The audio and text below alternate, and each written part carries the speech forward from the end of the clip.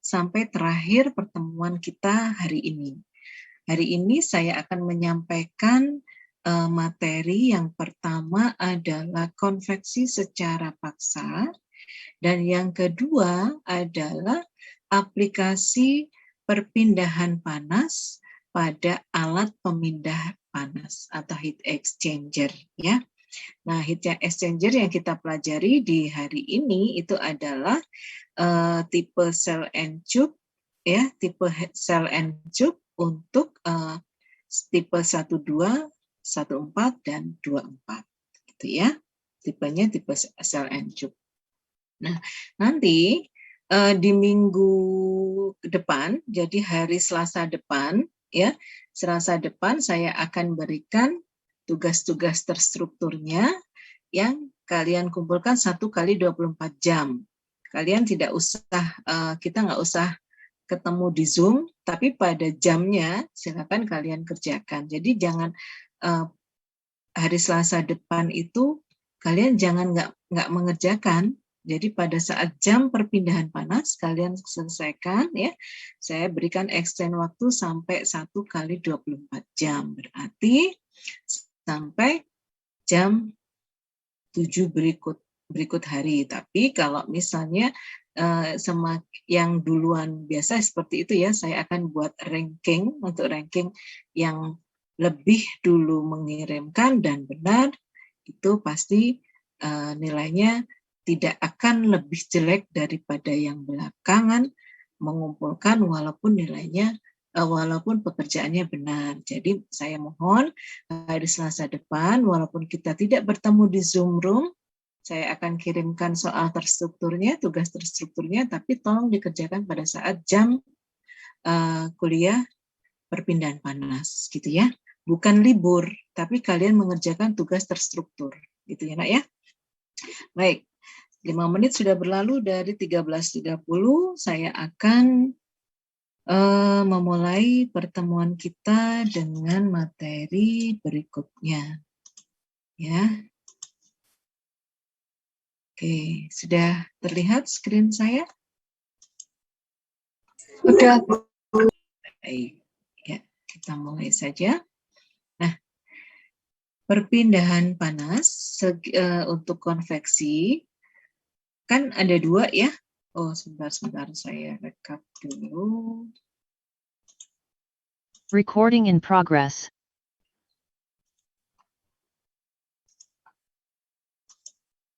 Baik, perpindahan panas yang kita pelajari hari ini adalah konveksi secara paksa ya.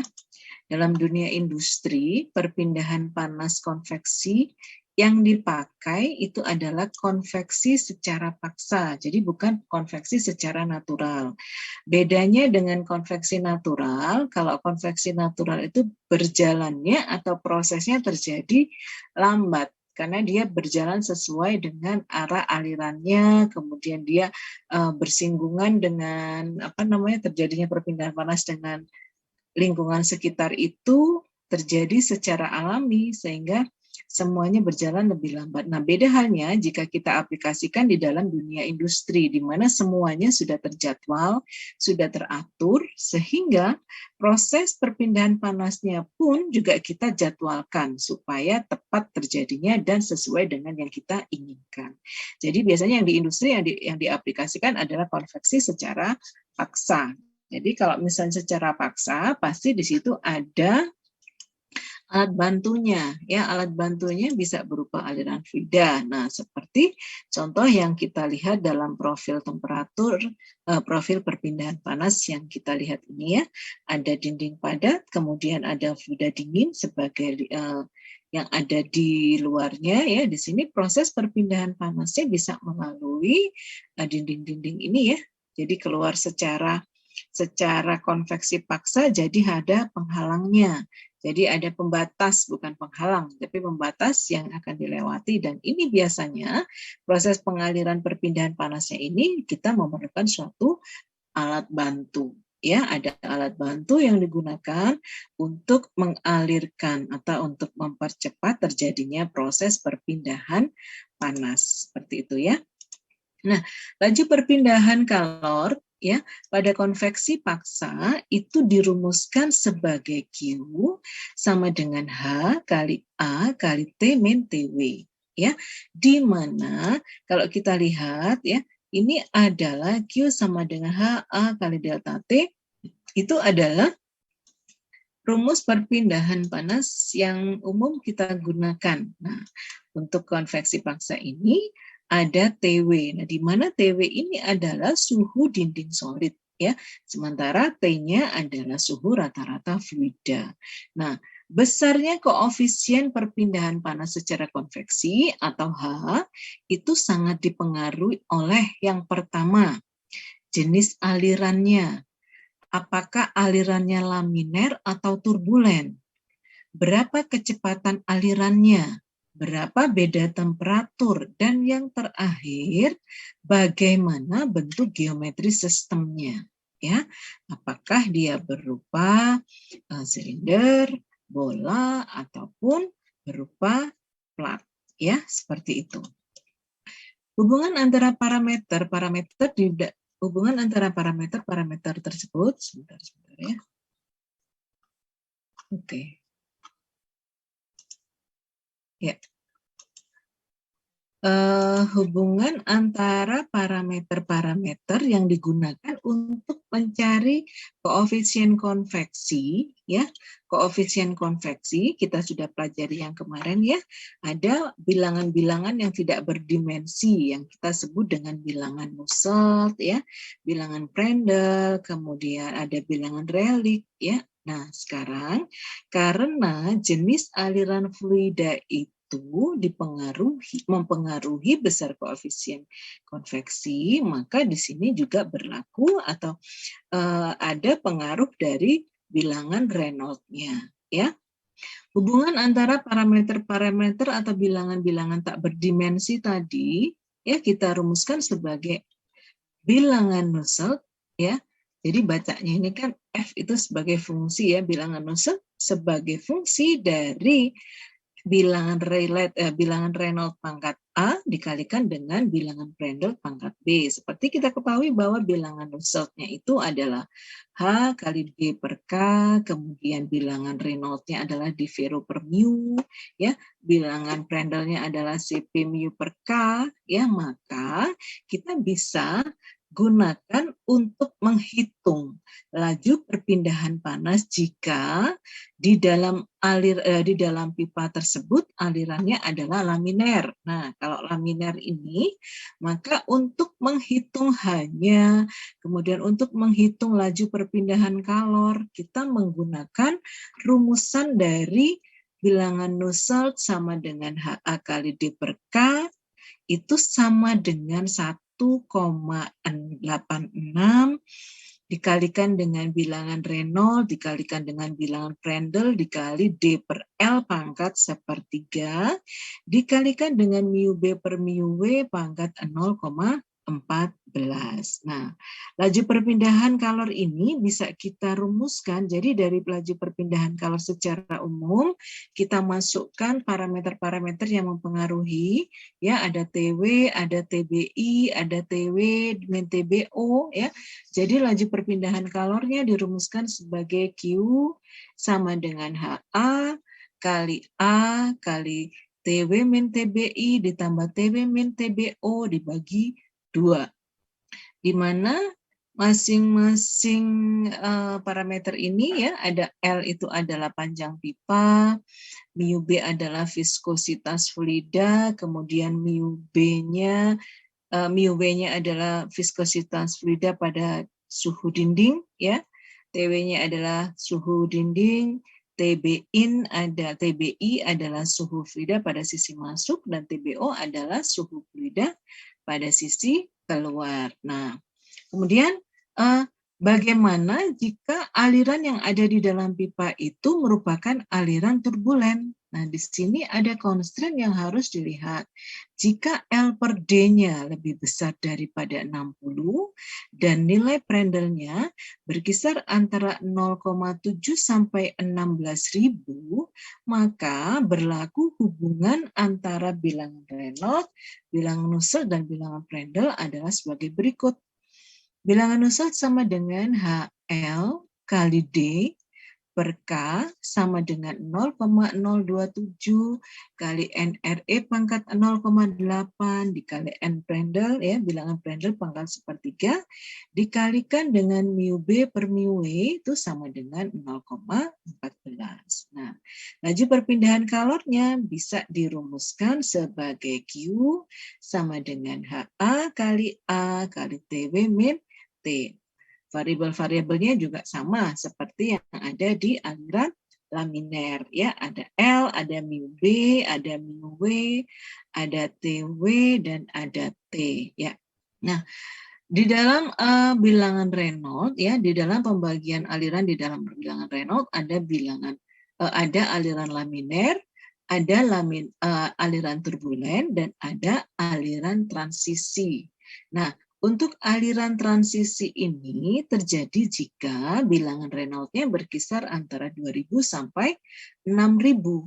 Nah, untuk aliran laminer ini ada beberapa cara. Jadi ada beberapa asumsi-asumsi yang digunakan dan ada beberapa cara yang digunakan untuk menentukan hubungan antara parameter perpindahan panasnya, ya. Nah, kita menggunakan grafik Bowman, ya, kita menggunakan grafik Bowman. Nah, ini untuk mencari parameter perpindahan panas untuk aliran transisi. Jadi kita cari dulu dG per mu-nya, kemudian kita cek L per D-nya, ya, L per D-nya kita cek, kemudian dari dG per mu kita temukan, kita bawa ke atas sehingga memotong kurva L per D, kemudian kita bawa ke kiri. Nah, ini adalah laju perpindahan panasnya, ya.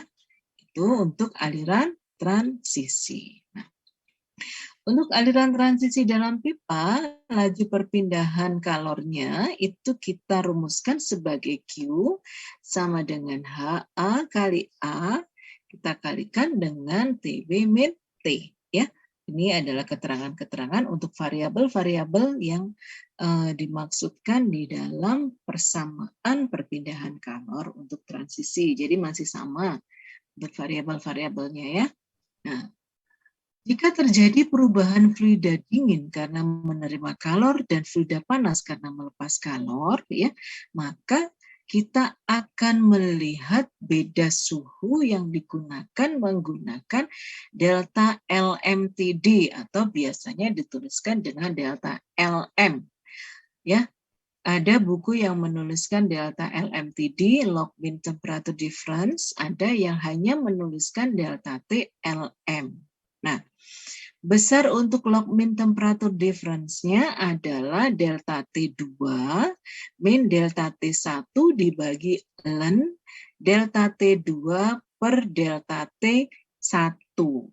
Nah, untuk besar laju perpindahan kalor yang menyeluruh, ya, yang menyeluruh itu kita rumuskan sebagai Q sama dengan U kali A kali delta LM-nya, di mana U ini adalah koefisien konveksi secara overall, ya. Jadi bedanya kalau besar laju perpindahan kalor menyeluruh itu hanya, kalau tadi pakai H kecil, ini pakai U besar. U itu adalah koefisien perpindahan panas secara konveksi secara overall.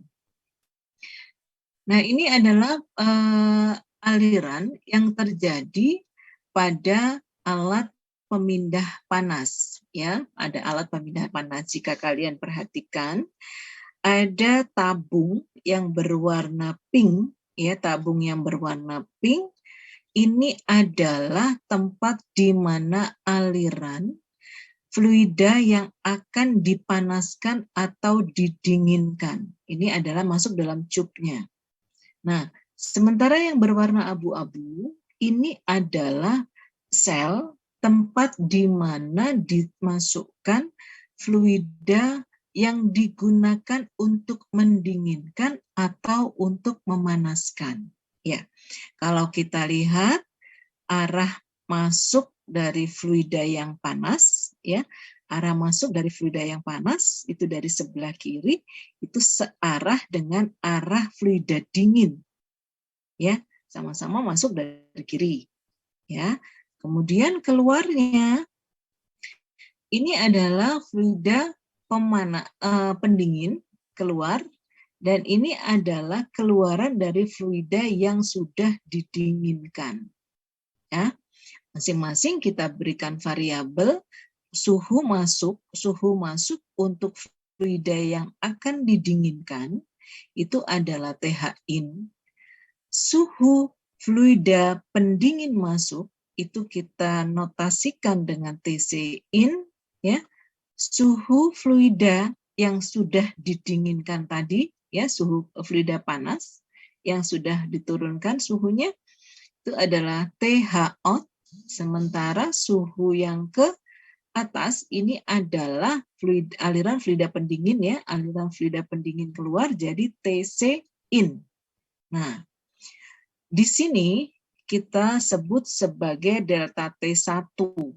Jadi panas masuk dan aliran dingin masuk itu adalah delta T1.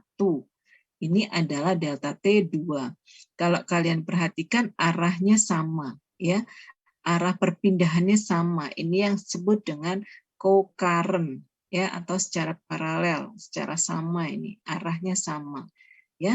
Jadi delta T1-nya itu adalah delta T1 adalah TH-in yang ini dikurangi TC-in. Nah, delta T2 adalah yang ini, besarnya TH-out dikurangi TC-out, ya. Ini untuk aliran co-current atau yang searah. Nah, bagaimana dengan aliran yang counter current, ya? Kalau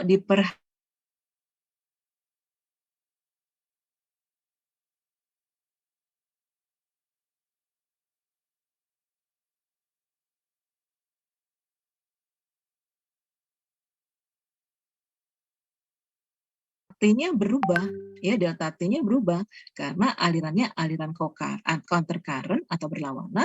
Jadi delta T-nya bukan lagi TH-in min TC-in tapi TH-in min TC-out. Dan delta T2-nya itu adalah TH-out dikurang TC-in. Ya. Jadi diingat-ingat kalau untuk yang counter current atau berlawanan arah, jadi ini masuk, ini fluida panas masuk dan ini fluida pendingin masuk, jadi arahnya berlawanan. Nah, ini yang terjadi di dalam heat exchanger, di dalam alat pemindah panas, ya. Setelah kita mengetahui delta T1 dan delta T2, maka kita bisa menghitung delta T LMTD-nya, ya. Nah, ini di dalam menghitung perpindahan panas secara overall ada notasi U, ya, maka kita bisa ilustrasikan seperti ini. Ini adalah yang terjadi di dalam tabung, ya, di dalam tabung atau di dalam alat HE. Yang pink ini adalah cupnya, sementara yang abu-abu ini adalah selnya. Nah, ini kalau kita buka ya, kita ini maka akan berbentuk seperti ini, ya. Akan berbentuk seperti ini, di mana ini adalah dindingnya yang tengah ini, ya. Kemudian ini adalah pusat, ya, pusat sampai ke dinding bagian dalam, ya, di hot fluidnya ini, ya. Ini adalah TI in, ini arah perpindahannya keluar. Ini terjadi proses perpindahan panasnya adalah keluar dari sini, dari tengah sini ke arah luar, ya. Kemudian profil temperaturnya adalah seperti ini. Jadi T-in ini untuk hot fluida, ya, untuk hot fluida berarti ada penurunan temperatur sampai ke T-out. Jadi begitu fluidanya keluar, maka temperaturnya pasti lebih kecil daripada yang ada di dalam, gitu, ya. Nah, bagian ini adalah RI in, ya. Kemudian ini pada bagian dindingnya dan ini adalah pada bagian out-nya, ya, besarnya seperti ini. Nah, bagaimana kita menghitung U-nya, koefisien perpindahan panas overall-nya? Perpindahan panas overall-nya adalah 1/RI ditambah yang wall ya, ditambah yang out ya. Jadi 1 dibagi 1/HI kali AI ditambah ln D0 per DI, ini adalah dimensi dari pipa yang digunakan atau dimensi dari dinding ini ya, pipa ya. Kemudian dibagi 2pi kali K kali L ditambah 1/H0 kali HO dikali AO dikalikan dengan AS ya. Kemudian bagaimana rumus-rumus tadi jika kita gunakan untuk menghitung H atau koefisien konveksinya, perpindahan panas konveksi ya. Oke, kita lihat contoh soalnya. Sebuah plat tipis dan halus berupa tembaga ya digunakan sebagai wadah untuk cup atau pipa kecil yang berukuran 51 mm kali 51 mm. Suhunya dianggap seragam pada 82,2 derajat Celcius ya. Kemudian udara pendingin masuk pada 15,6 derajat Celcius dan tekanan 1 atm dengan aliran paralel terhadap fin dengan kecepatan 12,2 meter per detik. Nah, kita diminta untuk menghitung H untuk aliran laminer dan yang B adalah H untuk aliran turbulen. Nah, dari data-data ini kita coba selesaikan ya. Kita cari temperatur rata-ratanya ya. Temperatur rata-ratanya adalah TW plus TB dibagi 2 itu sama dengan 48,9 derajat Celcius atau 322,1 Kelvin. Nah, untuk udara properti pada 48,9 derajat Celcius ini ya, kita bisa cari data-datanya dari apendik A3. Ada di bagian belakang buku Jenkoplis ya. Dari apendik A3, maka kita bisa dapatkan harga K, kemudian harga rho, harga mu-nya, bilangan Prandtl-nya juga bisa kita lihat di sana. Nah, L-nya dari data soal sudah diketahui 51 mm. Kita konversi ke meter, jadi 0,051 meter.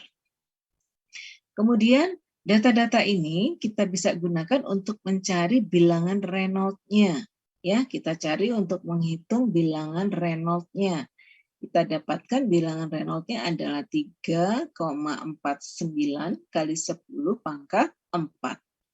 Kemudian kita gunakan bilangan Nusselt untuk mencari hubungan antara bilangan Nusselt dengan bilangan Reynolds tadi ya.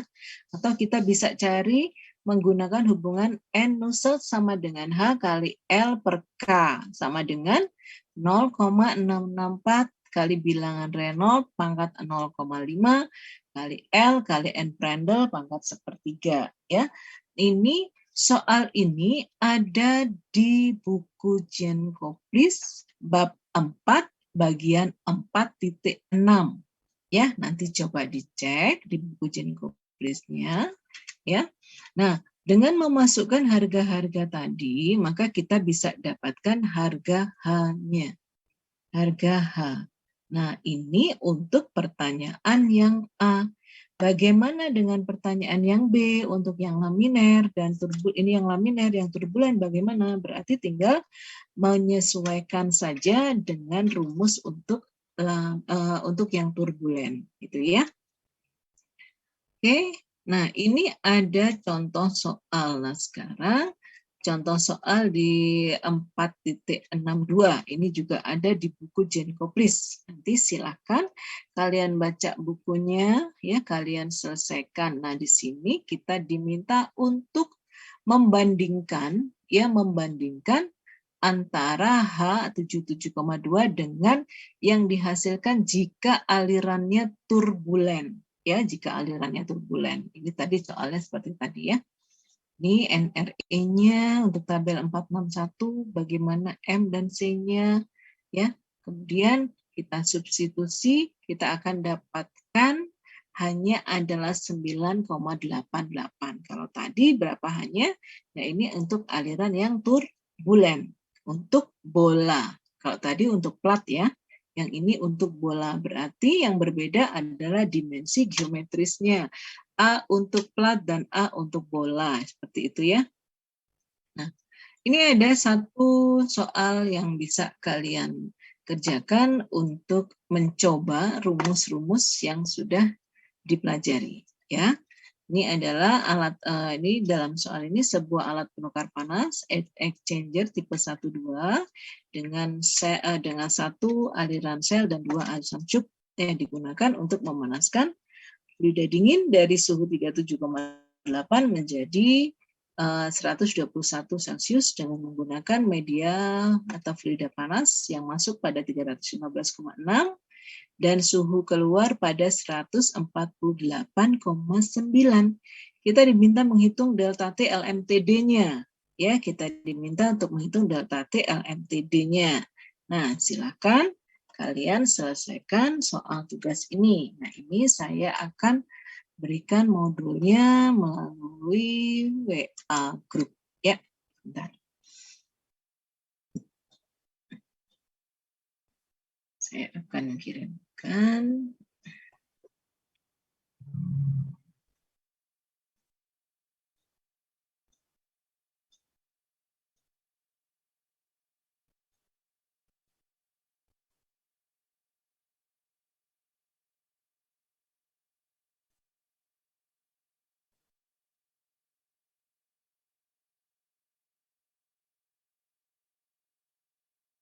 Nah, sudah terkirim?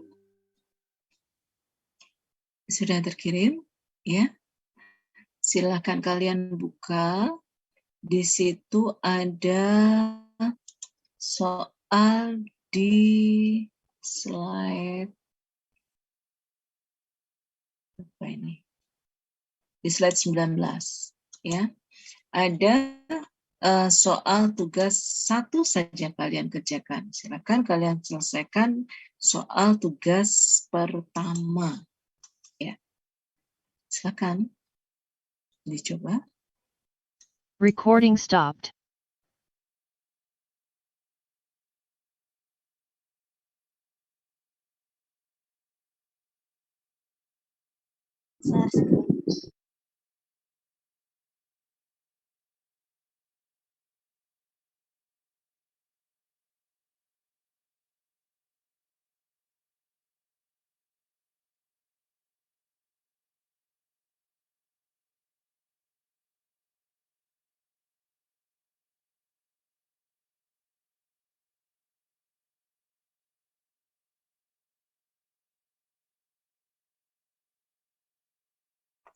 Permisi Bu, saya izin share screen. Oh, silakan Nak. Silakan. Sudah saya beri aksesnya.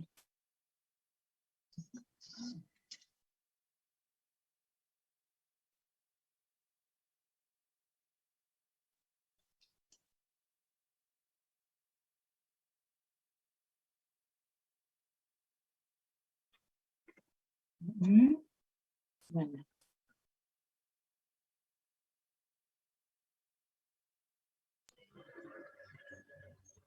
Sudah terlihat Bu. Sampun, sudah. Ya. Jadi saya bingungnya di sini Bu, kan di soal itu tidak diberitahukan Bu. Itu sistem yang kita pakai itu sistem paralel atau berlawanan. Iya. Nah, saya di sini menggunakan sistem paralel. Jika paralel itu berarti kan rumusnya yang sesuai di BPT kan delta T1-nya TH in dikurangi TC in didapatkan 277,8 derajat Kelvin. Saya memakai sistem SI dengan derajat Kelvin. Terus delta T2-nya itu kan rumusnya TH out dikurangi TC out dihasilkan 27,9 derajat Kelvin. Recording in progress. Kemudian kita mencari delta LMTD atau delta TLM itu menggunakan rumus seperti di PPT, yaitu delta T2 dikurangi delta T1 per ln delta T2 dikurangi delta T1 didapatkan hasilnya 108,7325 derajat Kelvin. Pintar. Ada pertanyaan atau ada ada tanggapan dari teman-teman yang lain? Maaf, Bu. Ya. Saya di sini mengumpamakan itu secara counter current. Nggak apa-apa. Nggak apa-apa. Selama di soal itu tidak diminta untuk di dalam soal itu tidak ditentukan counter current atau co-current, boleh silakan dipilih. Tetapi kalau misalnya di dalam soal itu sudah ditentukan, misalnya aliran yang terjadi adalah aliran yang berjalan secara secara counter current atau co-current, berarti rumusnya disesuaikan. Seperti itu ya, Nak ya. Baik, Bu. Soalnya jawabannya beda. Beda, karena kan counter current rumusnya kan beda. Iya, Bu. Kalau yang counter current berarti berlawanan kan? Rumusnya akan menjadi TH in dikurang TC out. Betul? Iya. Ya, pasti berbeda. Oke? Gitu ya, Mbak ya? Baik. Ada lagi yang menanggapi? Sudah bisa ya, Nak ya? Jadi untuk alirannya untuk yang counter atau counter current atau co-current itu akan mempengaruhi hasil dari delta T LMTD-nya. Seperti itu ya. Oke. Baik. Berikutnya saya akan lanjutkan untuk materi aplikasi perpindahan panas pada sel N-tube. Ya, itu ada satu soal lagi yang ada di slide berikutnya dari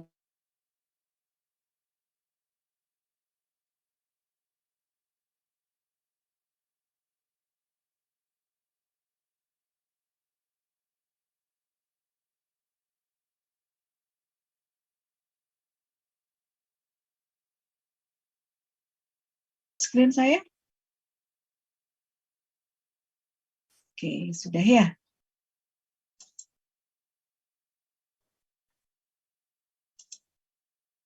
Ya, oke.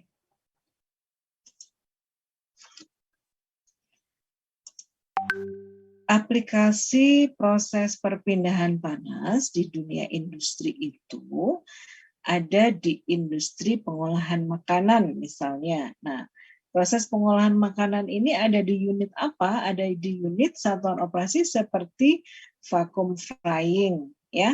Kemudian ada di boiler, ada di kondensor, ada di heater, ada di unit pengemasan. Nah, perpindahan panas ini juga terjadi di industri petroleum, kemudian kimia dasar, petrokimia, maupun industri minyak dan gas. Jadi pindahan panas ini sangat banyak aplikasinya di dunia industri. Seperti itu. Nah, untuk proses perpindahan panas, ya, di mana dalam pemrosesannya, di mana dalam proses transfer panas tadi terjadi perubahan suhu, ya, terjadi perubahan suhu karena ada kenaikan suhu untuk media atau fluida yang akan dipanaskan, atau ada penurunan suhu dari media yang digunakan sebagai pendingin, misalnya. Maka jika posisinya atau kondisinya demikian, maka harus dicari suhu rata-ratanya atau delta Tm-nya. Tadi sudah kita pelajari ya. Nah, laju perpindahan panas pada heat exchanger itu akan menjadi Q sama dengan U kali A kali delta T Lm. Jadi ada delta T Lm di sini karena ada proses perubahan panas yang terjadi.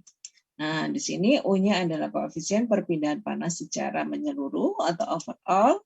Kemudian A-nya adalah luas penampang dari perpindahan panasnya. Delta TLM-nya adalah beda temperatur rata-rata untuk fluida panas dan dingin. Nah, beda temperatur temperatur rata-rata atau log mean temperature difference ini dirumuskan sebagai delta T2 min delta T1 per ln delta T2 per delta T1 seperti yang sudah kalian kerjakan tadi ya.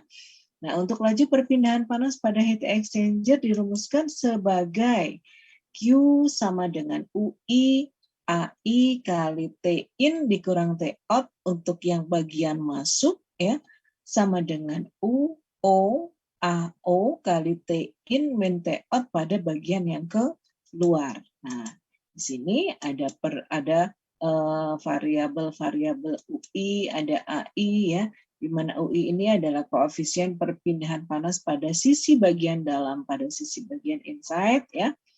AI adalah luas penampang perpindahan panas pada sisi dalam pipa, dan T1 adalah suhu fluida sisi dalam bagian pipa ya.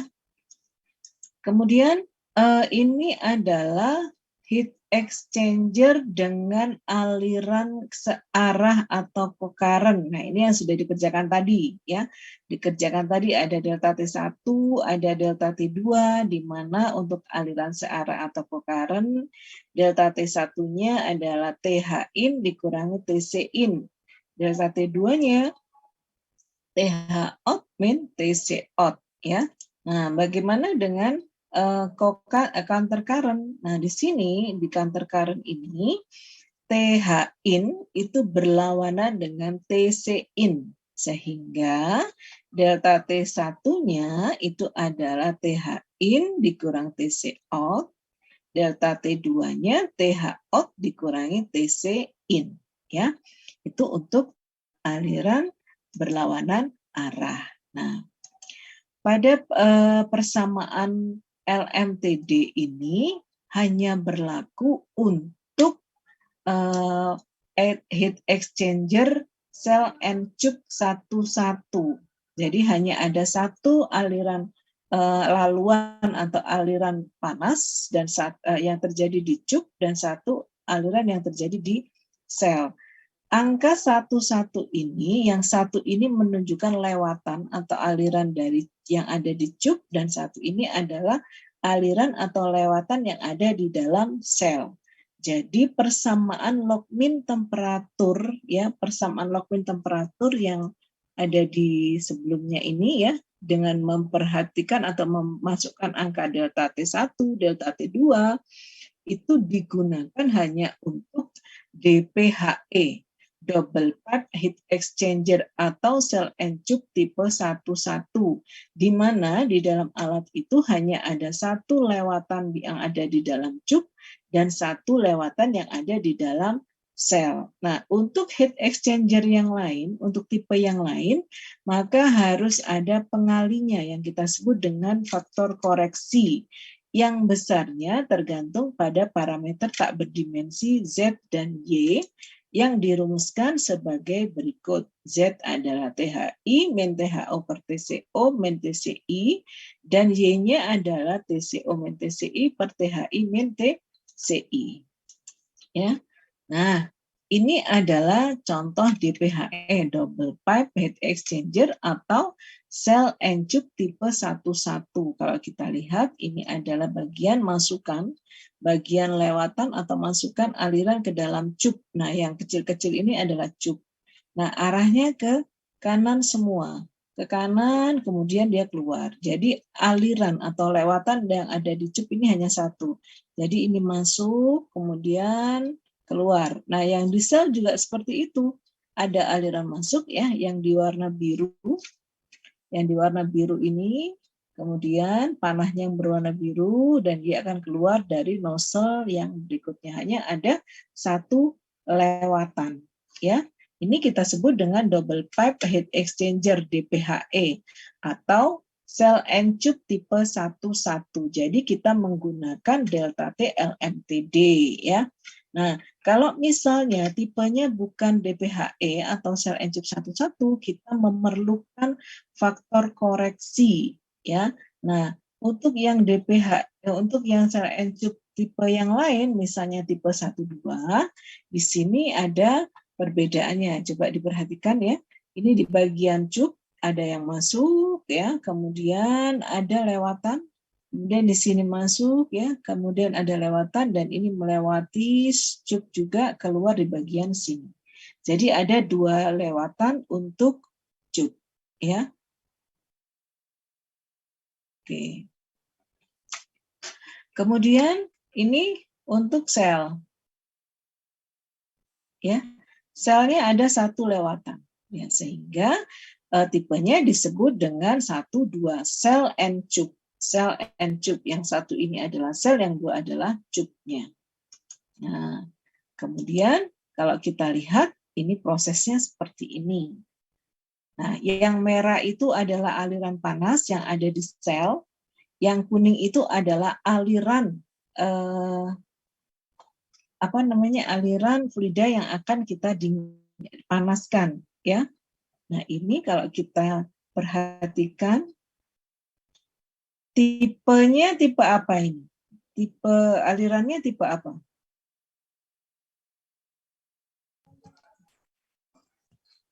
Cell and tube, Bu. Cell and tube tipenya. Tipe alirannya counter current atau co-current?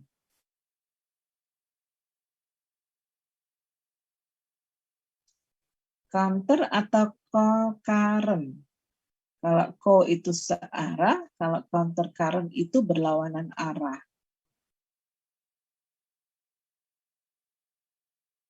Searah atau berlawanan arah? Apakah searah, Bu? Searah kan? Searah ya? Searah. Perhatikan yang kuning. Yang kuning masuk dari sebelah kiri.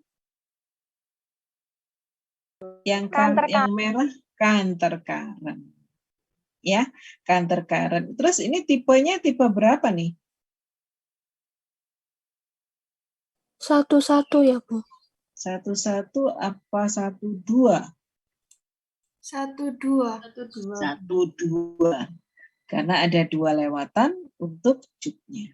Ya, kan balik lagi. Ya, ini ada pembedanya. Coba perhatikan di daerah sini. Nah, ini kan berputar. Ya.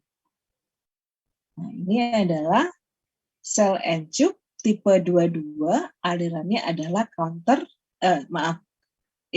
ya. Alirannya adalah counter current, berlawanan. Ya, bisa difahami? Oke. Ya, ini cell and tube tipe 12, arahnya adalah counter current. Nah, ini adalah faktor koreksi yang saya sebutkan tadi, ya, jika tipenya adalah selain DPHE atau cell and tube 11. Jadi ini untuk cell and tube 12 dan 14 kita menggunakan diagram Bowman.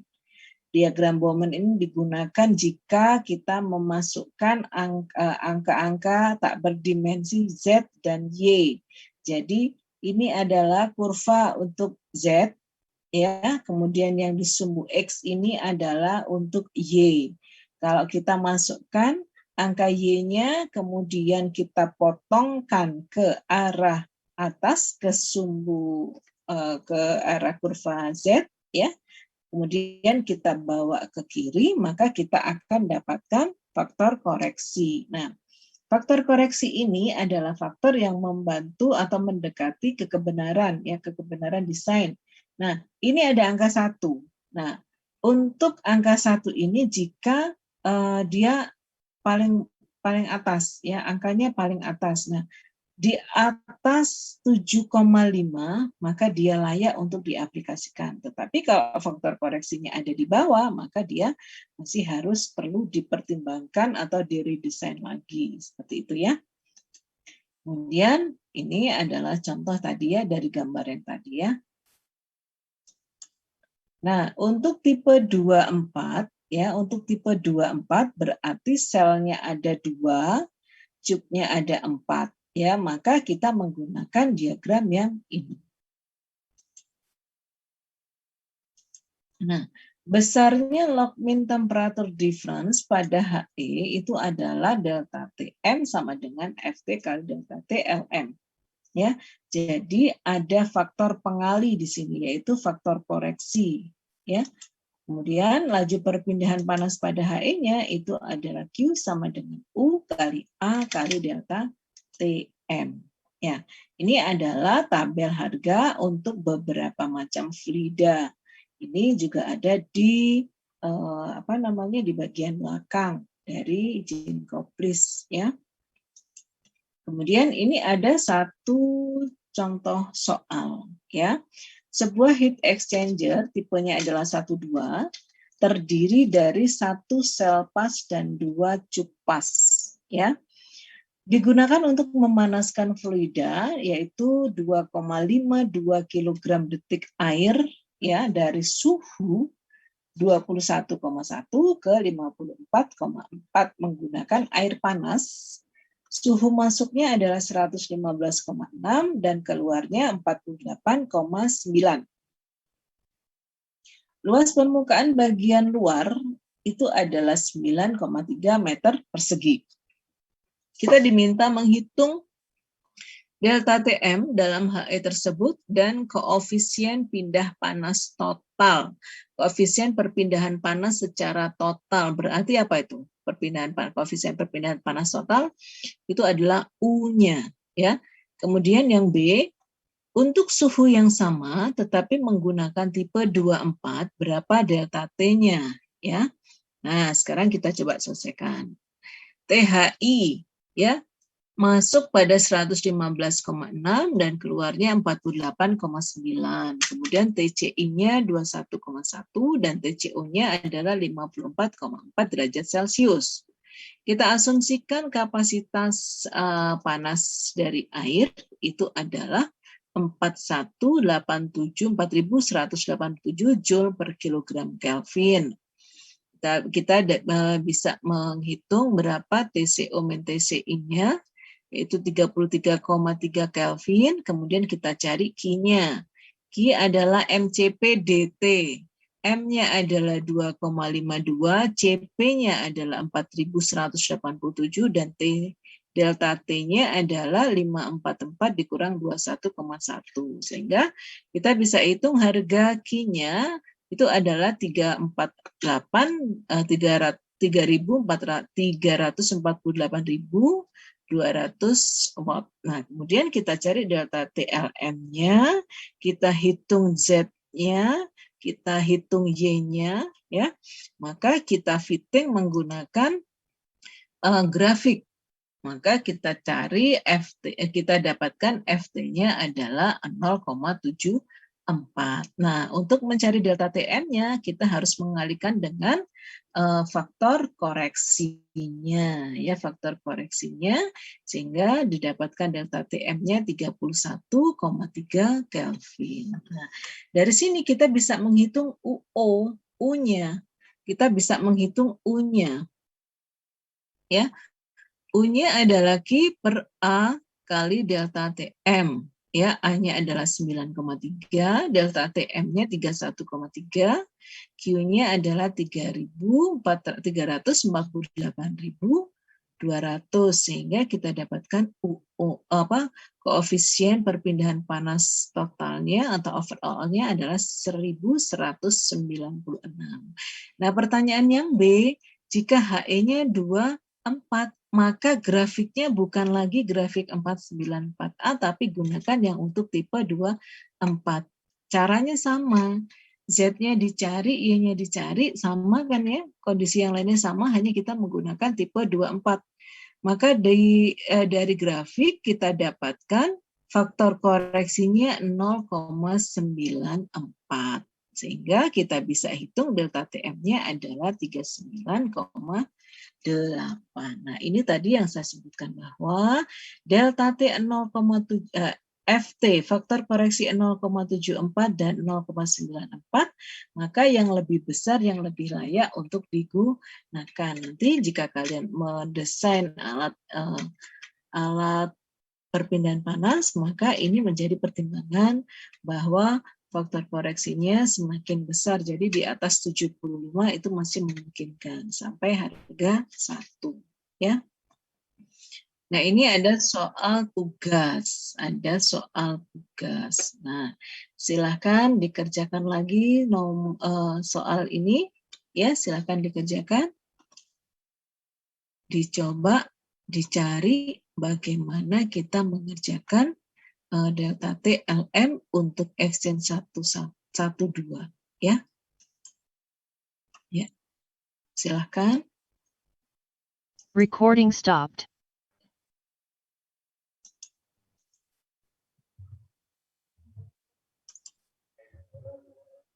Baik, di sini soalnya sebuah heat exchanger itu 1, 2, artinya ada 1 sel dan 2 cup. Kemudian dengan 1 sel dan 2 cup pas, kemudian digunakan untuk memanaskan fluida dingin dari suhu 37,8 menjadi 121,1 derajat Celcius menggunakan fluida panas masuk bersuhu 315,6 dan suhu keluarnya itu 148,9. Kemudian hitung delta TLM dan delta TM. Nah, pada persoalan ini saya misalkan alirannya itu berlawanan atau counter current. Jadi menggunakan rumus delta T1 sama dengan TH masuk dikurangi TC keluar, dan delta T2-nya itu TH keluar dikurangi dengan TC masuk. Gambarnya seperti ini. Jadi TH itu masuk, kemudian berlawanan dengan TC keluar ini di bawah, kemudian TC yang masuk di bagian atas itu, dan di bagian kanan yang di pipanya itu TH yang keluar. Kemudian diketahui datanya, TC masuk 37,8, TC keluar 121,1, kemudian TH masuk 315,6, dan TH keluar itu 148,9. Nah, yang pertama saya mencari delta T1 dengan rumus TH masuk dikurangi TH keluar. TC keluar. Ya. Kemudian didapatkan delta T1 itu 194,5 derajat Celcius. Tadi saya sudah mencoba di Kelvinkan itu sama, hasilnya 194,5. Kemudian delta T2 itu TH keluar dikurangi TC yang masuk dihasilkan 111,1 derajat Celcius atau setara dengan 111,1 derajat Kelvin. Kemudian mencari delta TLM dengan rumus delta T2 dikurangi dengan delta T1 per ln dari delta T2 per delta T1.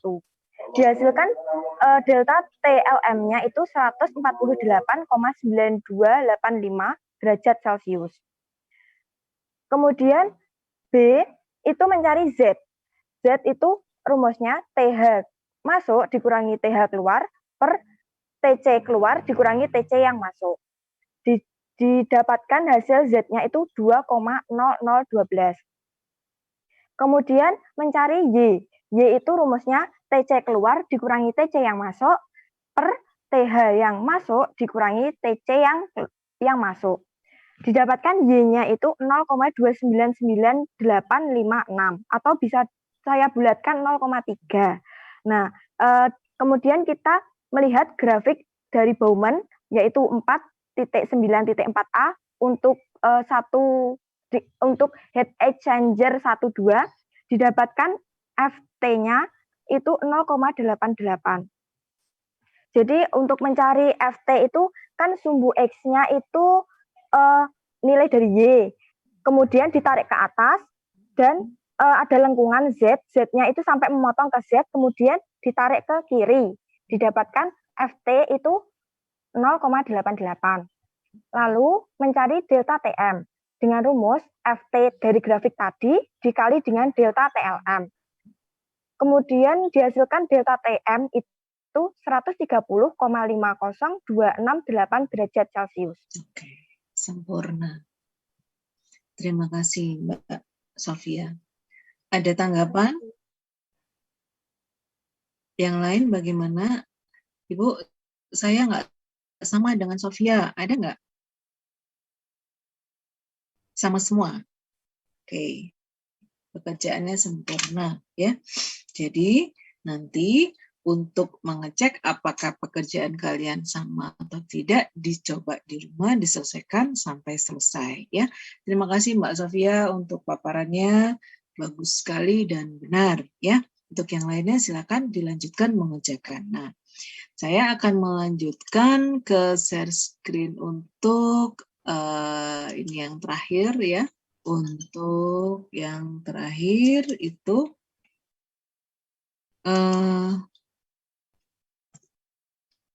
ini adalah contoh-contoh aplikasi dari heat exchanger yang ada di industri, misalnya industri soda, fertilizer untuk petrokimia ya. Ini adalah HE-HE yang digunakan di dalam industri petrokimia ya.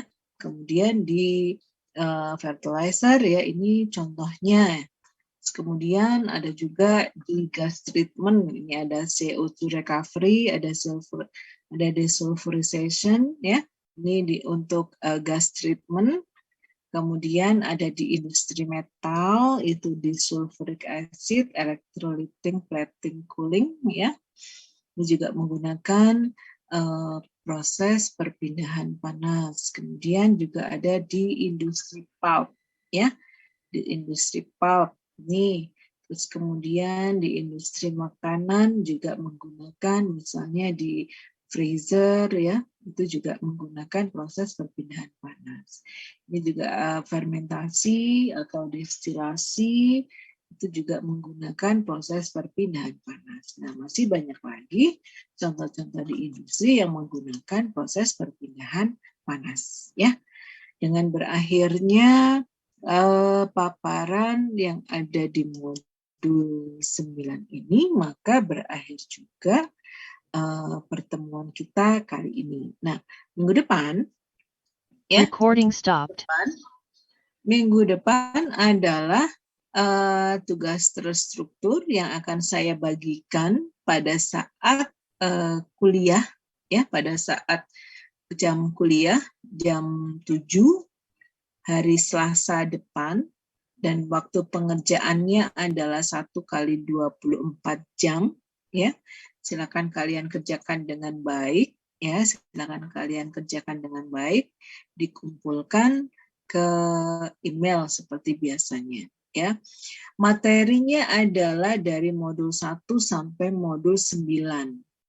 Ya, modul 1 sampai modul 9. Jadi silakan dipelajari, ditambah lagi kemampuan untuk mengerjakan keterampilannya, mengerjakan soal, keterampilannya untuk mencari data, sehingga tidak banyak waktu yang terbuang hanya untuk bingung mencari padanan soal. Biasanya seperti itu mahasiswa.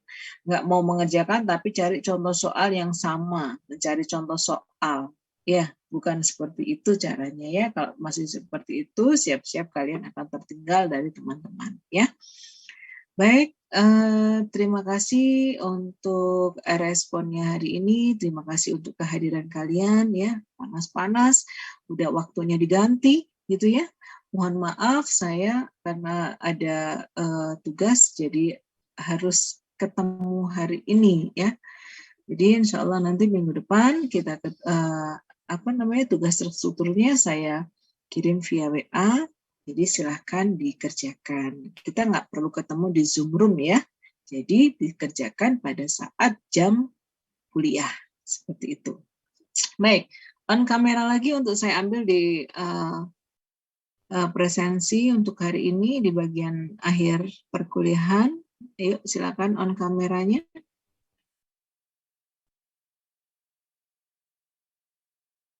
Ya, saya ambil ya. 1, 2, 3.